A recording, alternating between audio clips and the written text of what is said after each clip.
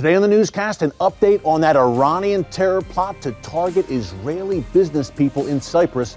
Plus, did Israel kidnap an Iranian general? Find out next.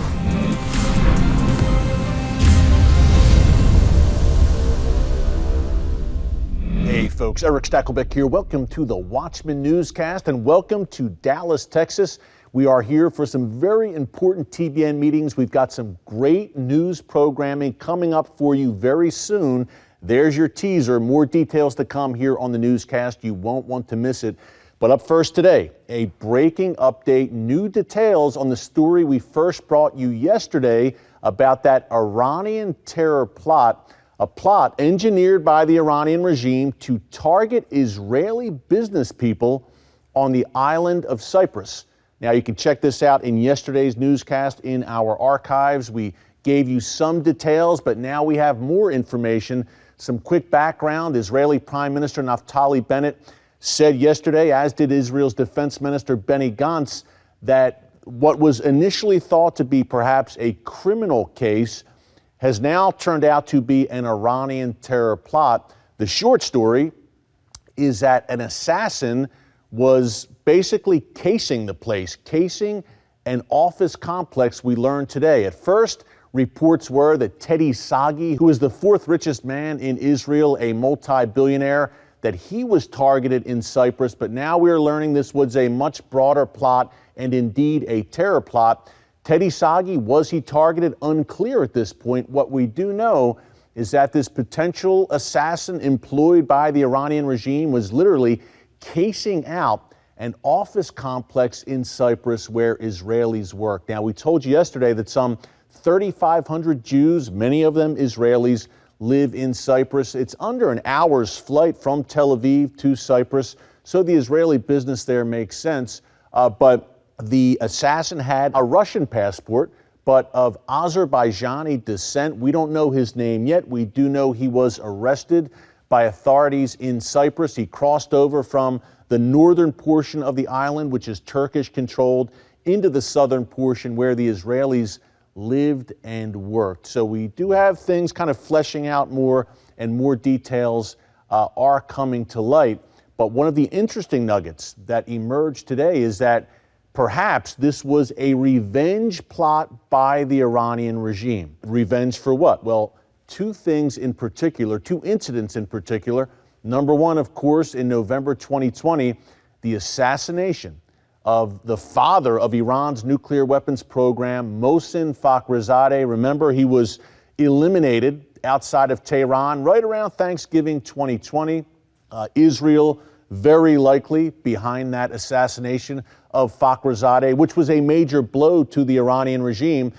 But the other report, and again, just emerging today out of Arabic language media, a report that Israel kidnapped an Iranian general, took him to Africa and interrogated him. What did they interrogate him about? Well, the Israeli Prime Minister Naftali Bennett also mentioned this yesterday in a speech before the Knesset. Israel just completed according to Bennett, a very complex operation in trying to find out what happened to an Israeli pilot by the name of Arad.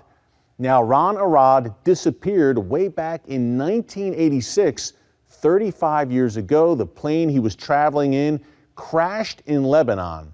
Now, before Hezbollah became the main power broker in southern Lebanon, the Amal movement was very strong there as well, and still has a presence there, but nowhere near Hezbollah. Apparently Amal operatives scooped up Arad. He was sent to Iran, and the last he was heard from was 1988, but Israel always has assumed that he was killed. But what exactly happened to Arad? Israel is very serious about getting the remains of fallen soldiers and bringing them back and giving them a proper burial. So apparently Mossad agents went and looked to find out what happened to Arad. And according to Arabic media reports, we need a lot of verification here and more details for sure. But according to these various reports, an Iranian general was kidnapped out of Syria, again, taken to Africa and interrogated over what happened to Arad. and that general was reportedly released after that. Again, these are Arabic language reports. I'd like to see many more secondary sources coming out about that, but that has been reported today. So was this plot in Cyprus linked to that Iranian general being kidnapped, and of course, for sure, Moshen Fakhrizedah being killed? We know that Iran tried to retaliate for Fakhrizadeh's death back in February, targeting the Israeli embassy in New Delhi with an explosive device. Thankfully, that attack was unsuccessful. Now we have the Cyprus plot. All of this is part of that larger shadow war that continues between Israel and Iran, the tit-for-tat attacks at sea where Israel and Iran are attacking each other's shipping, Israel targeting Iran's nuclear facilities, its ballistic missile facilities inside Iran, and of course someone like Fakhrizadeh, again a major important player in the Iranian regime, being taken out. So surely Iran has been vowing revenge for months now, and they are trying to bring that now to fruition. And it's interesting how they're doing this, and we talked about it on yesterday's newscast. You can check it out here in our archives. Iran many times will not strike Israel proper when they try to retaliate. They will attempt to strike Israeli and Jewish targets around the world, embassies, community centers, what they consider softer targets and easier to hit. So we're keeping a very close eye on this developing story for you. Obviously, we'd like to know a whole lot more about an Iranian general potentially being kidnapped by the Mossad. What a story. When we do have more information on that, we will bring it to you. But stay tuned. Will Israel now retaliate in some way for this Iranian terror plot in Cyprus? That remains to be seen. One last thing to mention here before we go. The chief of staff for the Israel Defense Forces, Aviv Kohavi, said today, we are continuing to plan for a military strike against Iran. The plans are on the table. We are practicing. We are working at it. He did not say we are going to strike Iran. He never said that. What he did say, again, is that we are continuing to prepare and build up our operational capabilities for a strike on Iran's nuclear weapons facilities. Get ready, folks, and fasten your seatbelts. And the Biden administration, very eager to re-enter that Iran nuclear deal. Iran now saying this week that it likely will restart negotiations with the U.S. and Western powers in early November, just a month away. And when that happens, all bets are off, no matter which way it goes, whether that disastrous Iran nuclear deal is revived or whether the deal does not happen. Either way, Iran continues its push for a nuclear weapon. That is a red line that Israel will not allow Iran to cross. Iran and Israel are on a collision course, not only over that nuclear program, but over these tit-for-tat attacks and, of course, Iran's continued efforts to establish a permanent foothold in Syria and surround Israel with a ring of fire from Hezbollah, Hamas, on down to the Houthis in Yemen, armed to the teeth with ballistic missiles and attack drones.